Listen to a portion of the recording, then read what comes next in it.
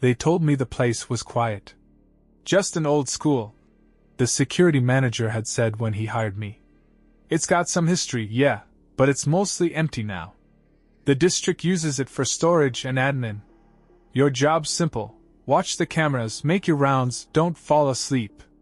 After 12 years in the army, mostly spent in places where silence meant something was about to explode, I figured watching dusty hallways and locked classroom doors would be a dream. I signed the contract that afternoon. Started the next night. They gave me a tiny office with a metal desk, a battered coffee maker, and a wall of 6 black and white monitors. No audio, just grainy footage from every hallway and stairwell. There were over 40 rooms in the building, but only about a dozen cameras. Budget cuts, they said. The building itself was old, 1910 or so, with cracked brick walls and hardwood floors that groaned even when you weren't standing on them. There was a constant draft. Fluorescent lights flickered like dying insects. It smelled like chalk, dust, and something faintly sweet, like dried blood and old apples. I noticed it my first night. The cameras weren't synced right. Not always. They'd glitch sometimes, for a second or two. Just a flicker. Usually between 2 and 3 a.m. One camera would flash, then the next. Like a wave passing through the school. I chalked it up to wiring. The place was ancient. Probably ran on the same fuse box they installed before World War II. I logged the flickers though. Army habit. I kept a notebook. Night 1, flickers on Hall A and B, 2:16 a.m. Night 2, flickers on A, B, and the south stairwell, 2:12 a.m. Night 3, all 6 cameras, 2:18 a.m. And so on. By the end of the first week, I stopped brushing it off. Because that's when I saw movement. Not a lot. Not clear. Just enough. On night 6, at 2:19 a.m., the east wing camera blinked out for 1 second. When it came back, a chair in room 203 was facing the door. I remembered that room, an old science lab. I'd passed it at the start of my shift. Everything had been neat. Rows of desks, all aligned. But now, one chair was pulled out and turned. Like someone had been sitting there. Watching the door. Watching the hallway. I stared at the monitor for 5 straight minutes, waiting for it to move. It didn't. Eventually, I went upstairs to check. The chair was still facing the door, exactly like in the video. No footprints. No dust disturbed. But the air was thick in there. Like breathing through wet wool. I didn't sleep the next day. Just stared at the ceiling in my apartment, listening to the hum of my fridge and wondering if maybe I'd imagined it. Night 7? Same thing. A flicker. Then a locker door, slightly ajar. I checked it. Nothing inside. But the locker next to it, locked. I tugged at it and felt resistance. Like someone pulling back from the other side. I didn't mention it to my supervisor. Not yet. By night 9, I was sleeping less than 4 hours a day. Just enough to keep the edges from blurring, but the exhaustion was crawling in. Not just physical, mental, emotional, whatever you want to call it. Like something was wearing me down, grain by grain. I told myself it was just stress. New job, weird building, night shifts messing with my rhythm. That's what I told myself. But I stopped believing it the night I saw her. Camera 2C covers the east stairwell. It's the least used part of the building. Back in the old days it led to classrooms they've since closed off. That wing was damaged in a fire in the 70s, and they never rebuilt it, just sealed it up. The stairwell ends at a padlocked steel door now. Hasn't been opened in decades. But at 2:11 a.m., the flicker hit. Just like clockwork. This time the camera didn't come back right away. It stayed black for almost 5 full seconds. That's long, when you're staring at a screen. When the feed finally snapped back, I saw movement. A shape. Someone standing on the second floor landing, facing away from the camera. Long dark hair. Thin arms. A pale blouse. I froze. There was no one scheduled to be in the building. I was the only one with keys. No janitors. No staff. No one else. She just stood there, facing the sealed door. Not moving. I watched, not breathing. And then she turned her head. Just a little. Just enough to let me see the sharp edge of her cheek, the empty hole of an eye socket. And then the feed cut again. I bolted up from the chair, grabbing my flashlight and keyring, and sprinted to the stairwell. My boots echoed like gunshots. When I got there, nothing. Just cold concrete, peeling paint, and a faint, lingering scent. Like burned hair. I checked every door. Every lock. Nothing had been tampered with. I checked the camera feed when I got back. The recording was gone. Just static for 7 seconds. Like someone had wiped it. And this time, I did report it. The supervisor brushed it off. Squirrels in the ductwork. Old wiring.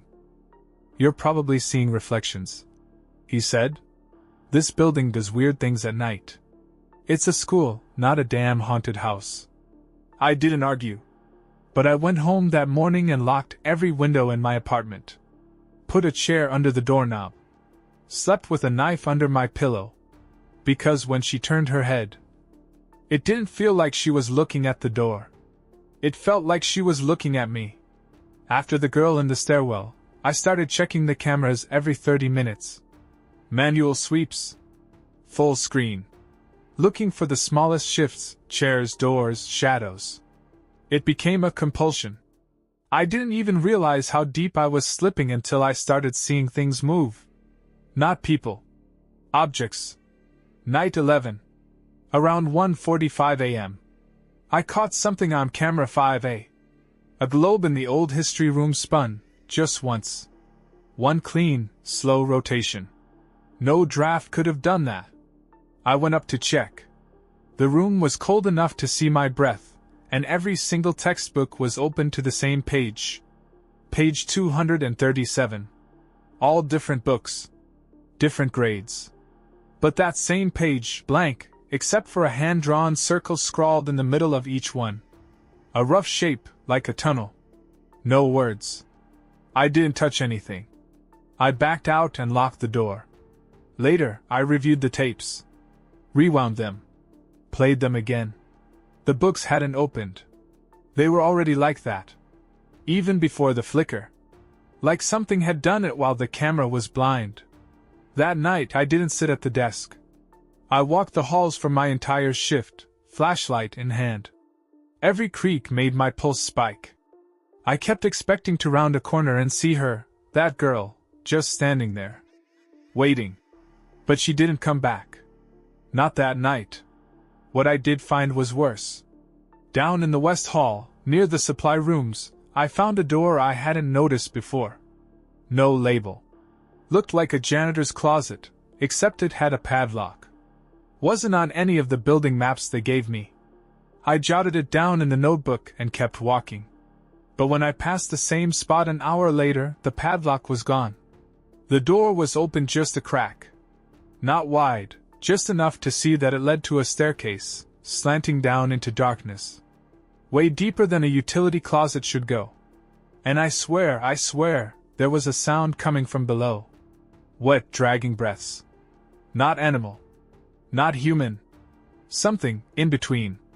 I didn't go down.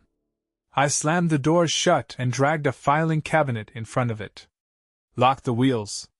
Sat on the floor, gun in hand, until sunrise bled through the high, grimy windows. The next day, I called the school district's facilities guy. Asked him point blank, was there a basement? Not that we know of.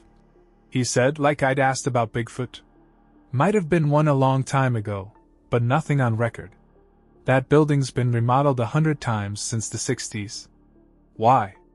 I didn't answer him. I just hung up. Because basements don't breathe. By night 12, something was different about the building. It felt heavier. Not just cold or drafty anymore, heavy.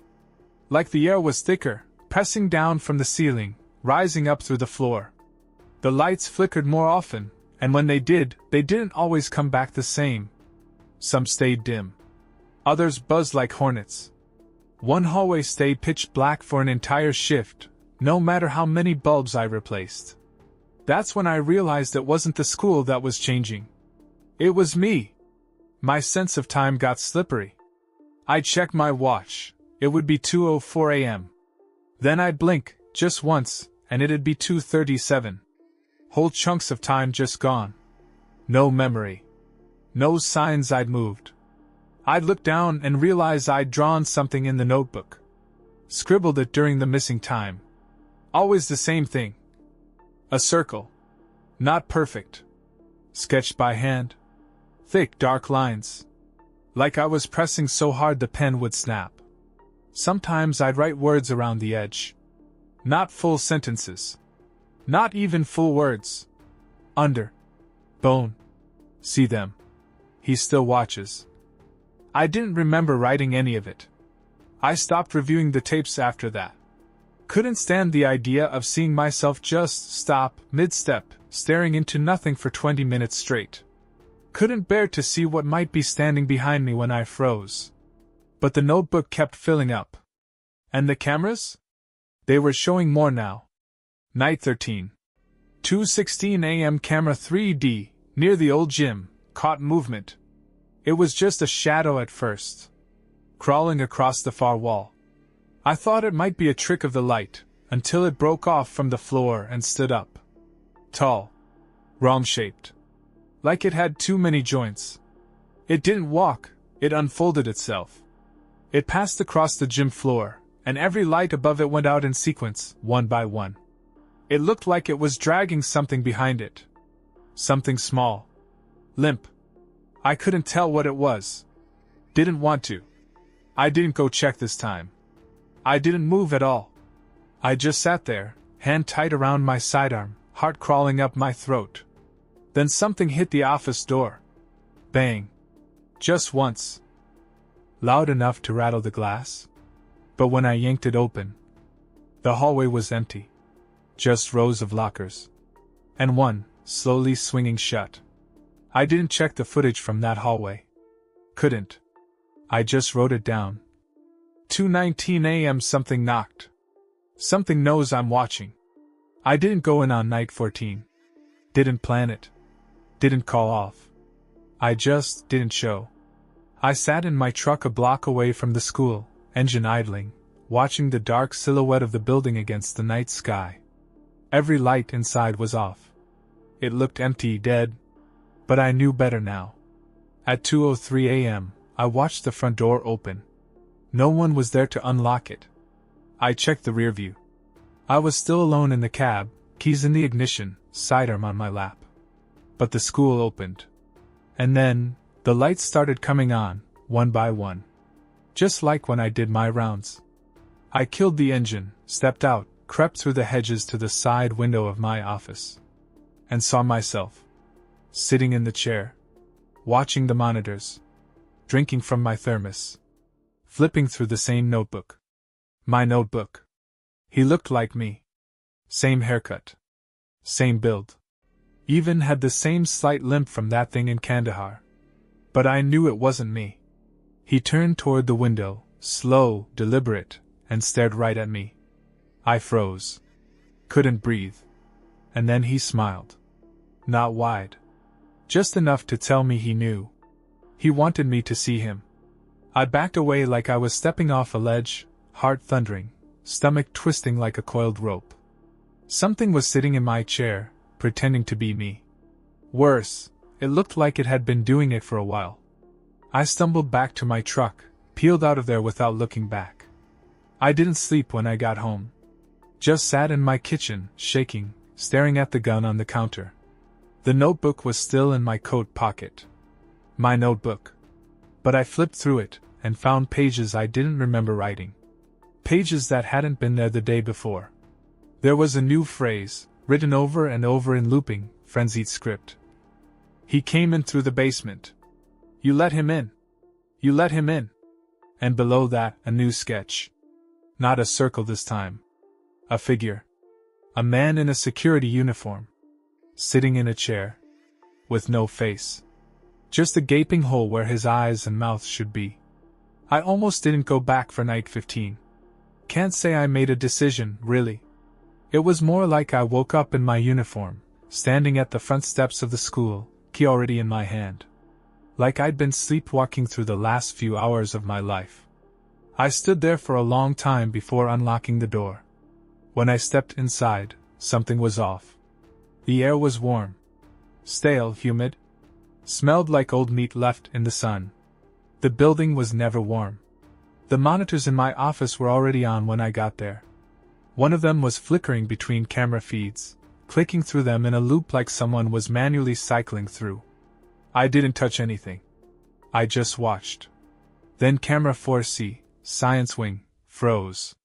There was someone standing at the end of the hall. The feed was grainy, but I could make out the uniform. My uniform. Same boots. Same walk. He turned down the corridor and out of view. Like he was doing rounds. Except I was sitting right there. I pulled up the camera in the next hallway. There he was again. Moving faster now. Closer. He knew I was watching. I slammed the monitor off, heart hammering. Tried to radio the district's night dispatcher. Dead air. Then the buzz started. Low frequency. Almost inaudible, but I felt it in my teeth. It came from beneath the floor. From that door, the one in the West Hall that wasn't on any blueprint. I had to see. I don't know why. Fear, curiosity, maybe it was just too late to stop.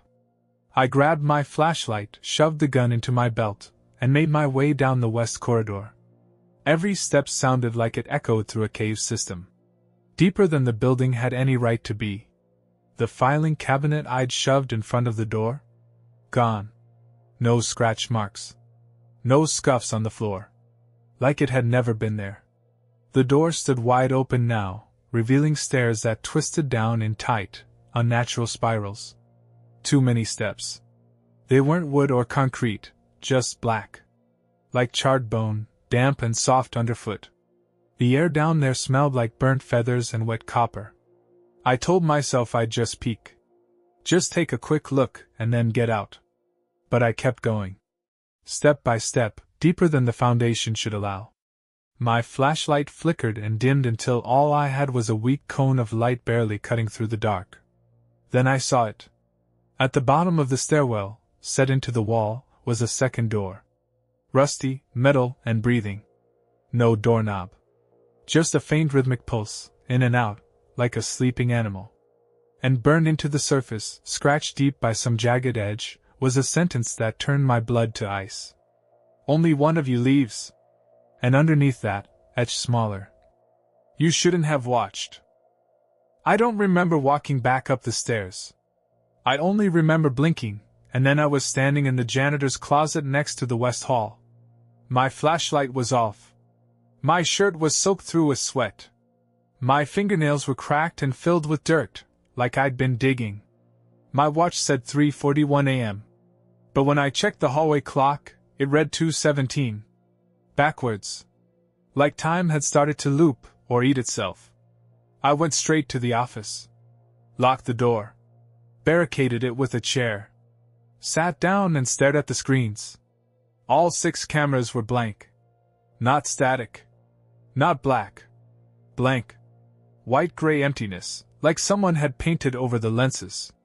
And then the wall started talking. No speakers. No voice over the monitors. Just sound crawling out from behind the drywall, inside the plaster. Like it was being whispered by something small with too many mouths. It said my name. Not once. Not like a greeting. Over and over, almost bored. Nathan. Nathan. Nathan. Then laughter. Wet, sticky laughter, like someone chewing through raw meat and finding it funny. I pressed my back to the opposite wall, gun drawn. I aimed at nothing, because there was nothing to aim at. And then the white noise on the monitors began to clear. One by one, they flickered to life. But it wasn't the school.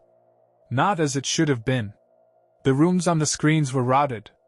Black mold climbing up the walls. Desks broken and splintered. Windows bricked up from the inside. Light fixtures twisted into shapes that didn't follow physics. And in every feed, every single one, there were figures.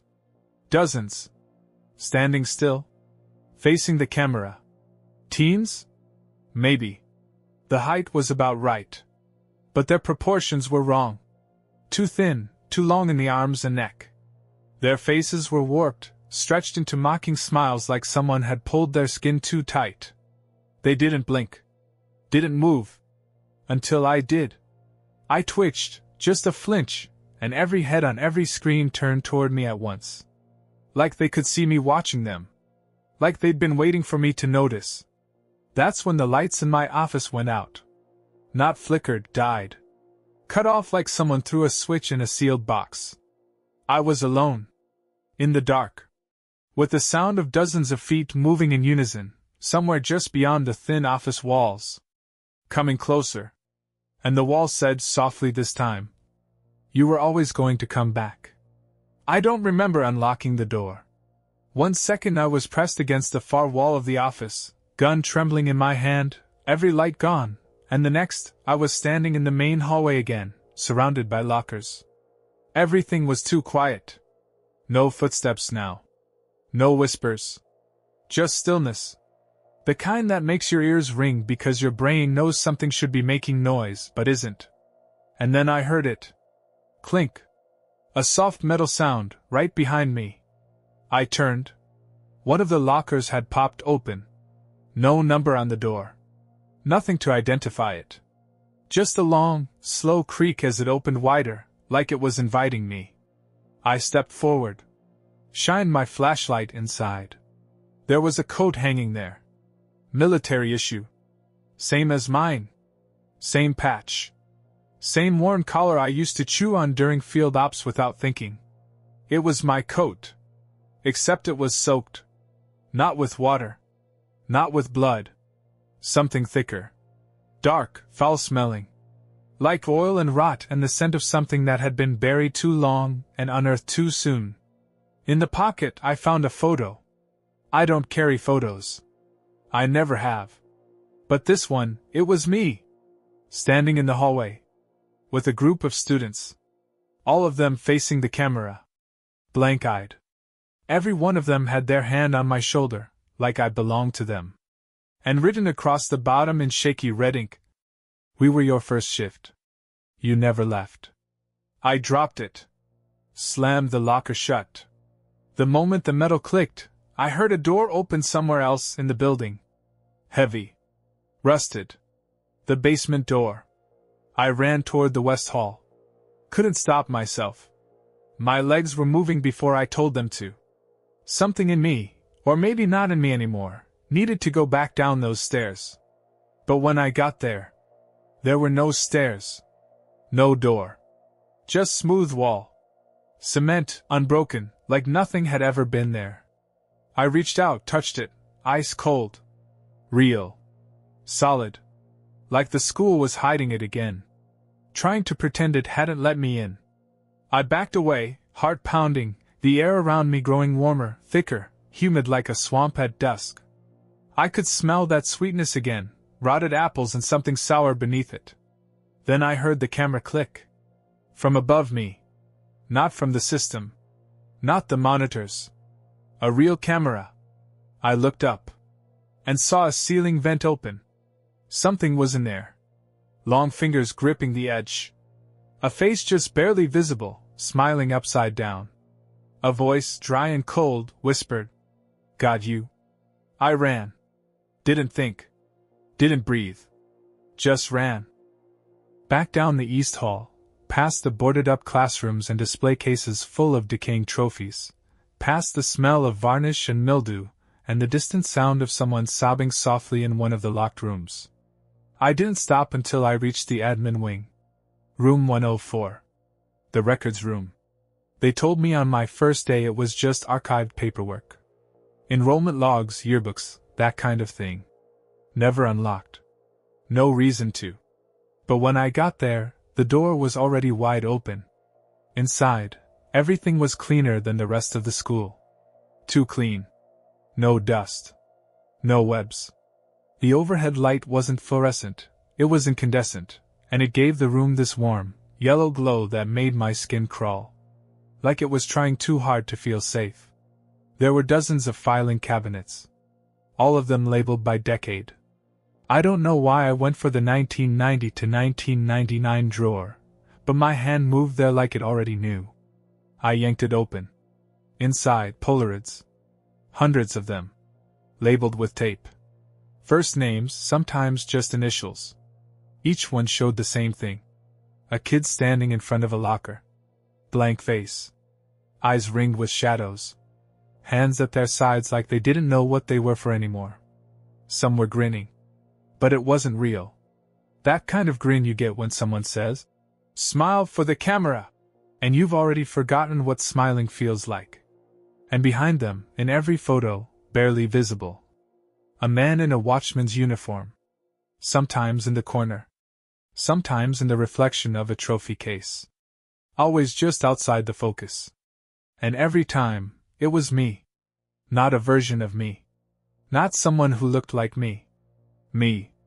I flipped through the photos faster, heart banging against my ribs like it wanted out. They stretched back further. 80s. 70s. Then black and white ones from the 50s. And the uniform was the same. Always the same. Like it had been passed down. Or never taken off. In the bottom of the drawer, beneath the folders, I found a laminated sheet. The kind they post for staff directories. It was titled, "Night Shift, Active Watchman." And it only had one name. Mine. But that wasn't the part that made me drop it. The page was dated April 6, 1983. Exactly 42 years ago to the day. And in the corner there was a note, typed, not handwritten. "Do not approach if observed outside of expected patrol routes.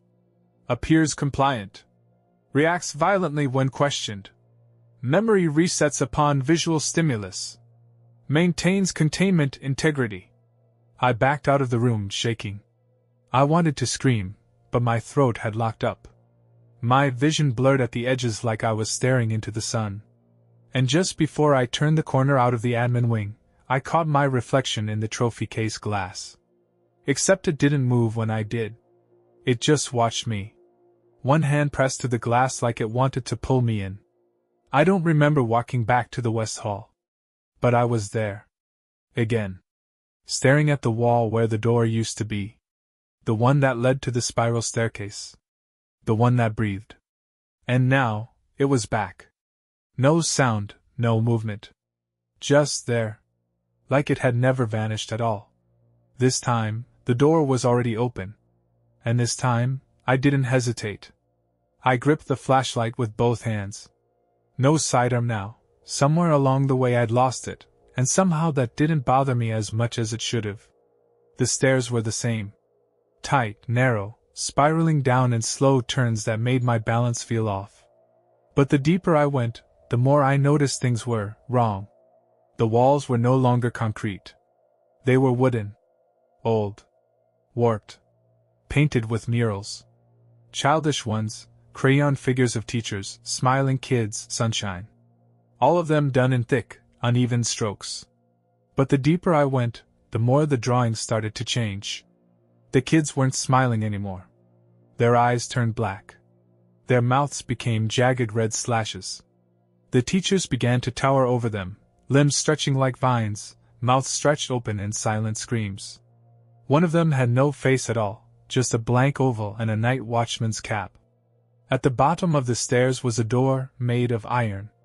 It didn't have a handle, just hinges and scratches around the edges, like someone had tried to get out. And beside the door, nailed into the wall, was a clipboard. On it, a single page. Fresh.